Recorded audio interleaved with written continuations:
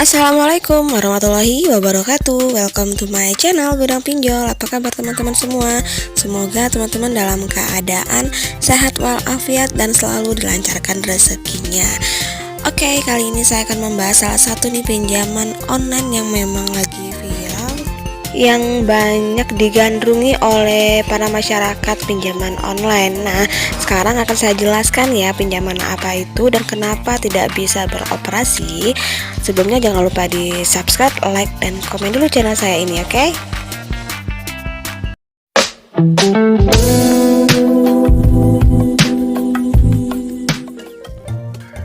Hai guys, welcome back to my channel Gudang Pinjol. Terima kasih buat teman-teman yang sudah selalu setia menunggu informasi dari Gudang Pinjol. Semoga informasi dari saya ini bisa bermanfaat bagi teman-teman yang lagi membutuhkan dana super cepat. Oke, kali ini saya membahas salah satu pinjaman online nih yang katanya sih ya banyak banget nasabahnya yang tidak bisa mengajukan pinjaman. Padahal pinjaman online ini sangat-sangat best seller. Karena apa?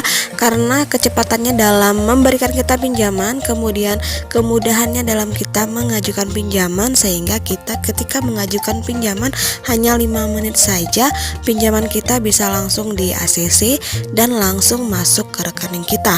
Namun beberapa bulan terakhir ini pinjaman online ini bermasalah karena sistemnya. Nah, apakah sekarang pinjamannya sudah bisa diajukan atau tidak ya?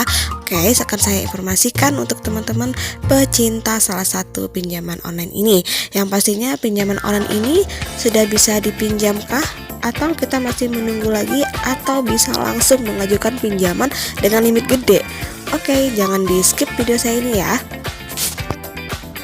Hai guys, informasi yang akan saya sampaikan ini adalah tentang kredit pintar. Apakah kredit pintar sudah bisa pinjam? Dan kapan sih pemilihan sistem kreditnya selesai? Apakah sudah selesai dan kita bisa mengajukan?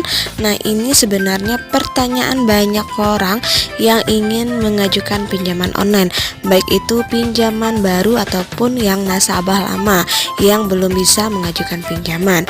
Nah, akhir-akhir ini ya terlalu banyak nasabah kredit pintar yang ingin mengajukan pinjaman dibuat pusing ya karena adanya pemeliharaan sistem ini. Sebenarnya sih pemeliharaan sistem dari kredit pintar ini sudah terjadi sejak bulan Juni ya 2002 kemarin dan masih terjadi sampai saat ini. Jadi banyak sekali sontak aja ya, banyak nasabah kredit pintar yang mengajukan beberapa pertanyaan ke perusahaannya perihal tentang pemeliharaan sistem ini. Padahal ya sebenarnya dengan adanya pinjaman dari kredit pintar ini banyak membantu masalah keuangan bagi nasabah-nasabahnya untuk membantu keperluan atau kebutuhannya. Jadi untuk kredit pintar ini sangat populer sekali di kalangan masyarakat ya karena kemudahannya dan pelayanannya yang memberikan kepada kita. Nah, Kredit Pintar itu adalah sebuah aplikasi pinjaman online yang diperuntukkan bagi teman-teman yang sedang membutuhkan dana cepat dan mudah. Dengan adanya pinjaman tunai secara online ini, teman-teman bisa mendapatkan pinjaman dana dengan mudah dan cepat dengan hanya bermodalkan KTP dan ponsel saja. Jadi banyak sekali fitur dan layanan yang ditawarkan oleh Kredit Pintar yang membuat banyak orang berminat untuk menggunakan aplikasi yang satu ini. Namun di balik kemudahannya, tidak jarang ya masih ada pengguna yang mengalami kendala di saat aplikasi Kredit Pintar sedang melakukan pemeliharaan sistem. Banyak faktor yang menyebabkan sebuah aplikasi ini mengalami pemeliharaan sistem ya, bisa untuk memperbaiki bug atau meningkatkan layanan.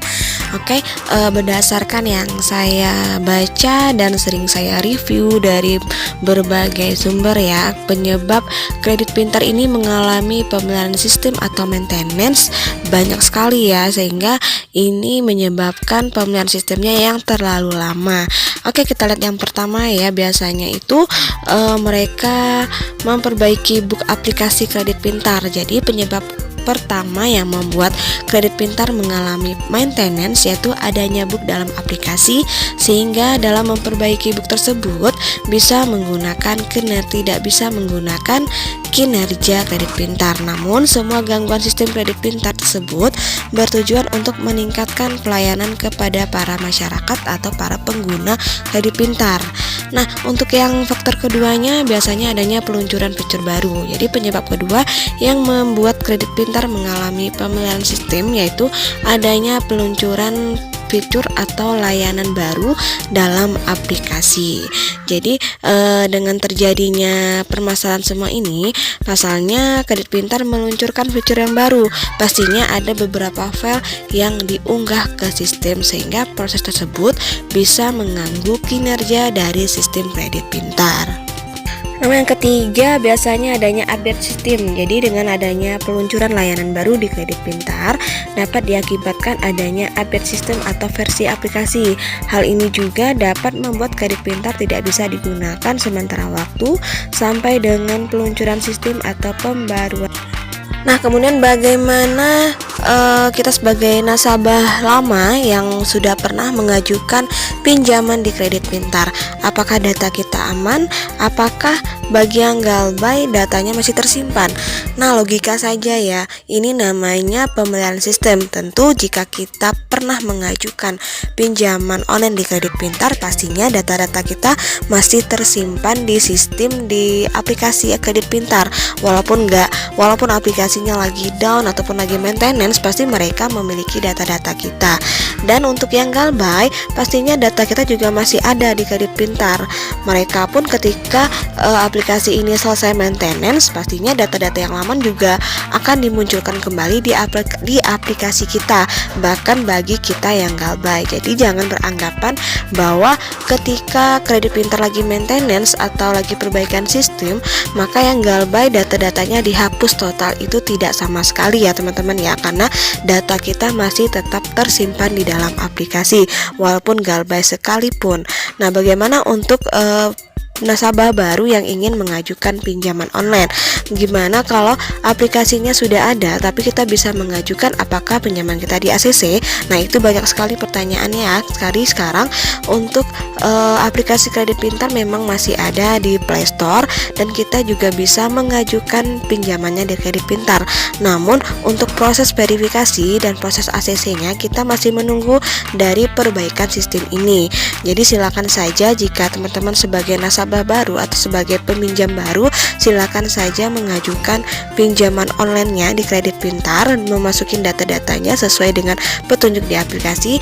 Namun kita masih harus menunggu proses verifikasinya. Mungkin sekarang lagi ngantri ya untuk proses verifikasi data nasabah baru karena semakin banyaknya peminat yang ingin mengajukan di kredit pintar. Jadi untuk teman-teman yang peminjam baru atau nasabah baru, jangan berkecil hati, masih bisa mengajukan, namun kita mesti menunggu informasi selanjutnya dari perusahaan melalui aplikasi atau melalui SMS.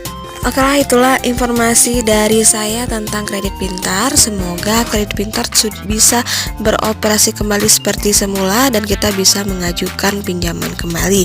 Semoga informasi dari saya bisa bermanfaat bagi teman-teman semua yang ingin tahu update tentang kredit pintar. Akhir kata, wassalamualaikum warahmatullahi wabarakatuh.